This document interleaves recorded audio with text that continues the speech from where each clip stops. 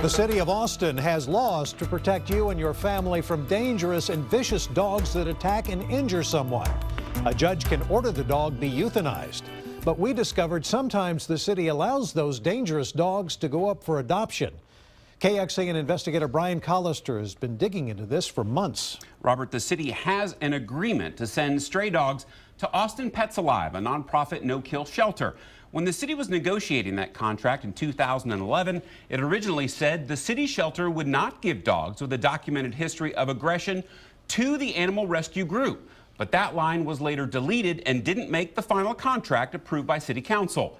We found not only will no one at the city explain why, but we also discovered the city is giving dangerous dogs to APA.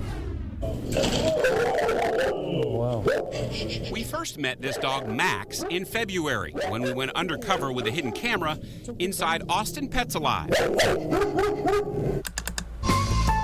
Max is described on APA's website as having a sweet demeanor. But it wasn't until we got to the shelter where we were warned Max could possibly bite. So like outwardly aggressive behavior, like biting someone, even coming towards someone to bite them. Now, city records obtained by KXAN show what we didn't know back then. When Max first arrived at the city shelter, staff noted his serious aggression. Despite that, he was given to APA to be adopted out. Since then, Max has been shuffled back and forth between the city shelter and APA for biting multiple times, including a potential owner who was petting Max behind the ears when the dog suddenly leapt up and snapped, drawing blood. For a second time, Max was quarantined in the city shelter as required by city ordinance. After both bites, the city sent him back to APA, where he's been since 2013, still waiting to be adopted. Max is one of more than 500 dogs quarantined for biting, which the city then transferred to APA in the last 5 years. More than 200 of those appear to meet the city's own definition of a dangerous dog, attacking unprovoked and causing injuries.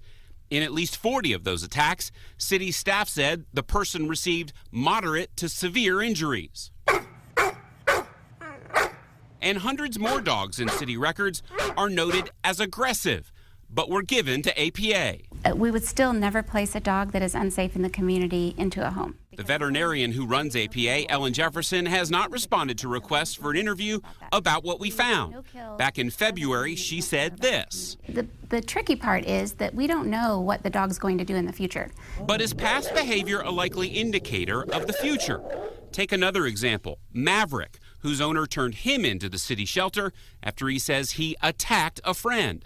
The city sent the dog to APA, where he then bit someone else who wanted to adopt him. You know, it's impossible for us to predict. So where is Maverick now? In someone's home, adopted again. So why would the city let a dog like Maverick be adopted? In 2011, the city promised to euthanize no more than 10% of the animals in its care. The city's chief animal services officer, Tawny Hammond, refused an interview for this story. But in February, she explained how the city determines which dogs to send to APA and which to euthanize. Dogs that you have euthanized for aggression, what is it in those cases that makes you take that choice? It has to be an immediate threat to public safety, something that cannot be untrained or retaught or removed from that dog's response to stress. Public safety is our #1 concern. City Councilman Don Zimmerman also wants to know why the city is transferring these dogs to APA.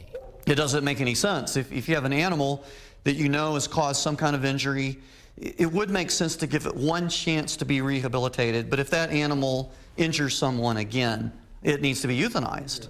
I don't understand how there could be this revolving door of animals. That just doesn't make any sense.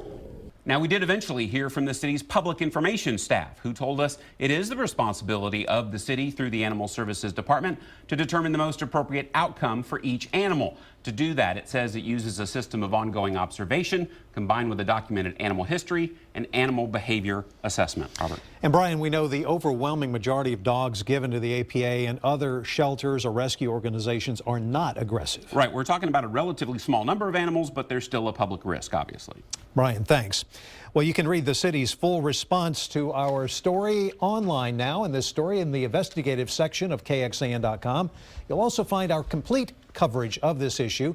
And remember, if you have something you want us to investigate, email us at reportit@kxan.com, and you can read the full statement at our website.